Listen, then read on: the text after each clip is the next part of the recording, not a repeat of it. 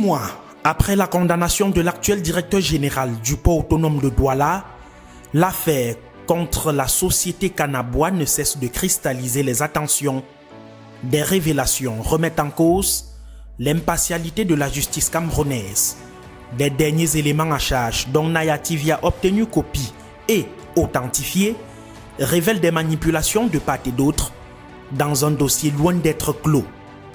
Voici tout sur le scandale PAD Kanabois.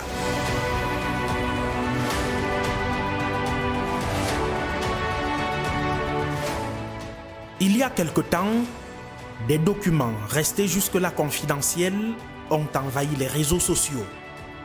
Dernier en date, le mémorandum adressé par le juge d'instruction Fompa Abada Foren Apollinaire Bruno au président de la République, président du Conseil supérieur de la magistrature. Dans la lettre non datée, le juge mentionne que dans ce dossier, je cite, « La décision m'a été dictée et imposée par ma hiérarchie directe, Monsieur le Président du tribunal de première instance de Douala Bonanjo, contre mon avis sollicité au préalable, qui était de déclarer Siongo Cyrus non coupable au regard des faits et du droit. » Fin de citation.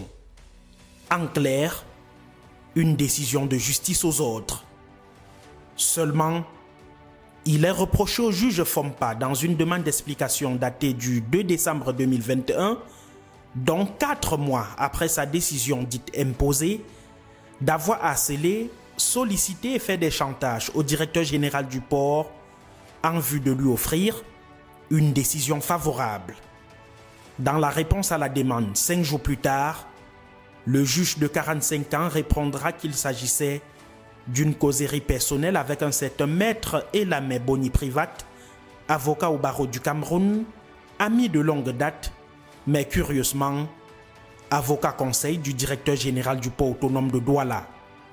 Apollinaire reconnaît que leur conversation, dont les captures d'écran ont été enregistrées et constatées sur procès verbal, n'avait rien à voir avec un quelconque chantage et qu'il ne s'agissait nullement du dossier PAD contre Kanabois. Un piège, selon le juge, dont l'aide à lui proposer pour finaliser la toiture de sa maison n'était qu'une ruse. Je cite, « Avec le recul, je comprends que Maître Elamé s'est constitué dans ce dossier parce qu'il me connaissait et espérait utiliser nos relations personnelles pour obtenir de son client quelques félicités et avantages.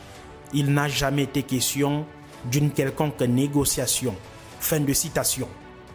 Dans la quête de la vérité, Naya TV a contacté Maître Elamé en question, qui dit avoir rendu compte à son client et que les affaires des journaux ne l'intéressent pas. Le juge Fompa également nous a dit ne pas vouloir s'exprimer sur la question.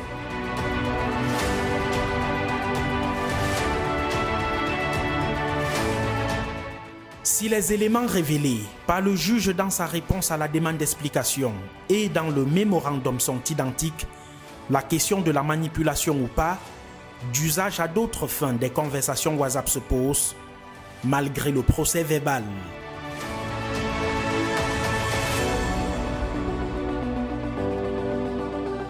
Un juge d'instruction qui dit avoir pris une décision imposée par sa hiérarchie, une hiérarchie disant recevoir des ordres de la chancellerie et en retour une demande d'explication appuyée sur des conversations téléphoniques qu'il dit utiliser à d'autres fins, voilà qui révèle un dossier dont les parties sont de nouveau invitées à comparaître le 10 juin 2022 par devant le président de la Cour d'appel du littoral, statuant en matière de défense à exécution.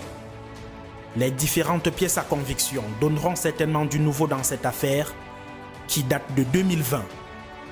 En rappel, le directeur général de la société Kanabois avait introduit une citation directe contre le directeur général du port de Douala.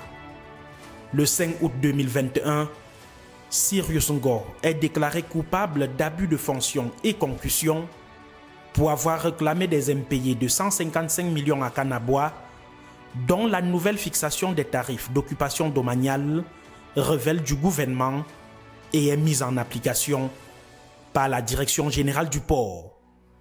Le juge le condamnera à 6 mois de prison avec sursis pendant 5 ans, 3,2 milliards de francs CFA à titre de réparation, 1,7 million d'amende et 161,8 millions de dépens.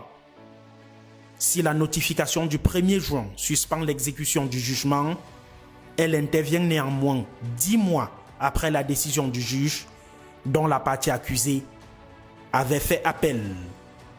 Plusieurs Camerounais y voient un gros scandale judiciaire en espérant que le droit sera droit le 10 juin prochain dans l'affaire Pat contre Kanabois qui semble se jouer sous fond de manipulation et de guerre entre deux grands lobbies.